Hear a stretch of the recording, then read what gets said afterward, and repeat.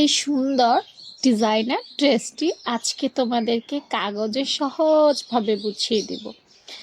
এই ড্রেসটা দুইভাবে কাটা যায়, কিন্তু আমি চাচ্ছি তোমাদেরকে ঝামেলা মুক্তভাবে বোঝানোর। এ ধরনের ড্রেস বানাতে হলে সবসময় তোমাদের মাথায় রাখতে হবে যে কতটা ইজি করে করা যায়। তো আমি দুইটা পার্ট, সামনের পার্ট এবং পেছনের পার্ট দুটোকে আলাদা করে নেব। সামনের পার্টের বোতাম ঘরের জন্য এক্সট্রা কাপড় নিতে বলবো আমার আপুদের। তারপর গলা পরিমাণ মতো, কাঁধ পরিমাণ মতো, অর্থাৎ তোমার বাচ্চার যতটুকু লাগবে।